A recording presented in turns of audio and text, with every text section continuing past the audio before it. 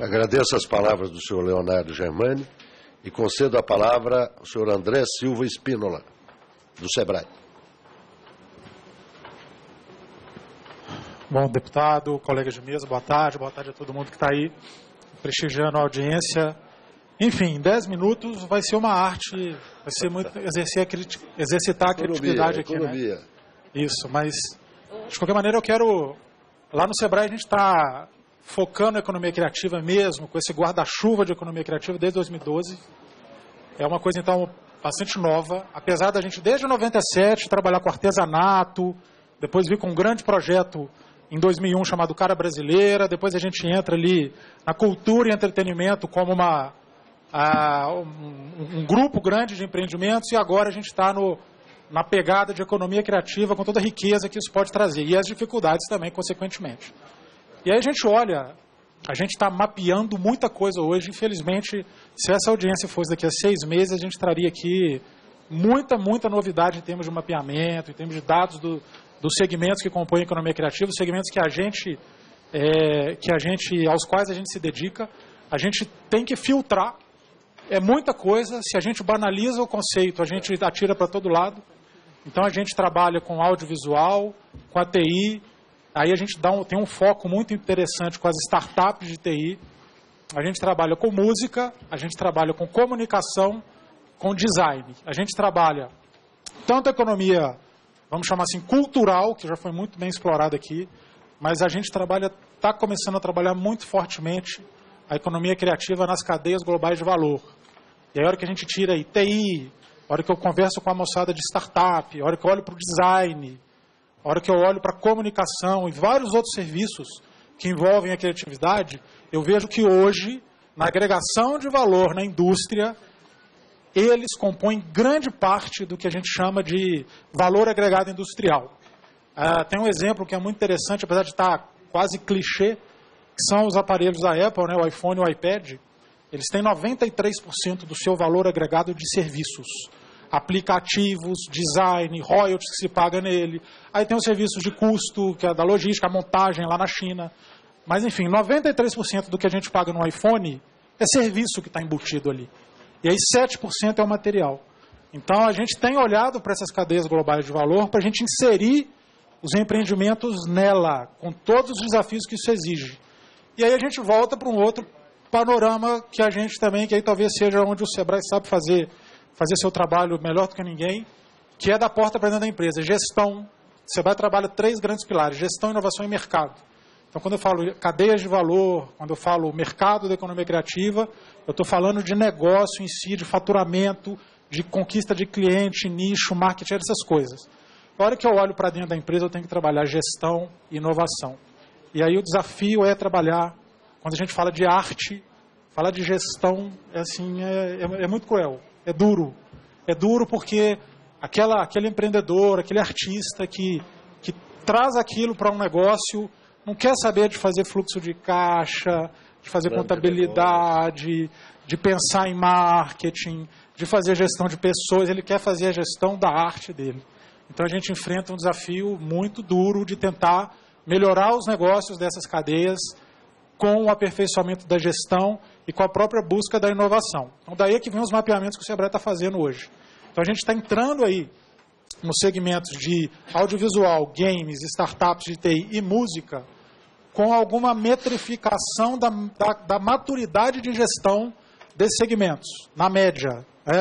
E, então, a gente está pesquisando a maturidade de gestão, a maturidade dos empreendimentos e a profissionalização da gestão para a gente criar algumas métricas que facilitem a nossa conversa com esses empreendedores. E, ao mesmo tempo, a gente vem trabalhando aí as cadeias da economia criativa. Tem um trabalho aqui que está sendo conduzido em Brasília, Rio de Janeiro, Recife, Rio de Janeiro capital, Recife e Salvador hoje são nossos pilotos, junto com o Instituto Alvorada Brasil e alguns outros parceiros, o próprio Ministério da Cultura, alguns outros parceiros, para a gente trabalhar as cadeias produtivas da economia criativa.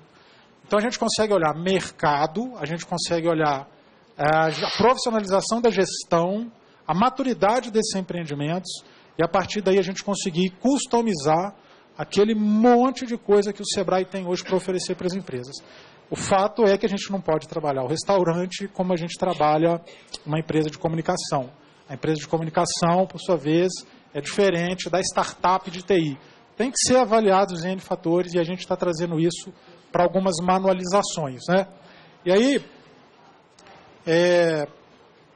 o grande desafio hoje é realmente dividir. Eu posso dizer que eu estou nessa área, eu estou lá na gerência de atendimento às empresas de serviços. O Sebrae ele é dividido. Quando ele vai atender o público, ele tem uma grande área de atendimento e tem as áreas setoriais, que tentam olhar setorialmente, né, para os empreendimentos do ponto de vista setorial. Indústria, comércio, serviços e agricultura. Então, lá nos serviços, nos últimos 6 meses, que é o tempo ao qual eu estou me dedicando lá, vindo de uma outra unidade totalmente diferente, com uma pegada de desenvolvimento local, eu já percebo muito fortemente, é bom ter aí esse olhar de neófito, desvincula a gente de vários vícios, né, que a gente não pode tratar a economia criativa, banalizar o conceito de economia criativa. Então, quando a gente começa a tirar para todo lado, são importantíssimas as manifestações culturais, a cultura brasileira, a gastronomia, as culturas locais, né, as manifestações culturais locais, a nossa história como povo. Isso tudo reflete negócios de uma forma magnífica, só que infelizmente ainda muito despreparados, né? Então, quando a gente fala de artesanato, música, design, audiovisual, artes visuais, a gente ainda está num terreno muito árido em termos de negócio. É muito árido em termos de negócio. Esses empreendedores, o artesanato é um exemplo que eu gosto sempre de citar. O artesanato ele é muito banalizado sempre que a gente vê um território em situação de dificuldade. A primeira solução que se pensa é artesanato. Vamos fazer alguma coisa de artesanato aqui, porque tem cultura e tal. Então é um desafio grande. E o novo desafio, não sei se tão novo assim, mas para nós no Sebrae, é a gente inserir isso nas cadeias de valor, nas cadeias globais de valor. A hora que eu olho para o design, eu não posso olhar o design só de um produto artístico. Eu tenho que olhar o design para o iPad, eu tenho que olhar o design para o carro, eu tenho que olhar o design para o computador, para o móvel e até para serviços também. Então é uma coisa, a gente hoje lá no Sebrae está lançando, semana passada a gente lançou uma publicação para design para alimentação fora do lar. Aí você pensa, que maluquice, né? Vou sentar no restaurante. Tem tudo a ver. O design tem possibilidades infinitas.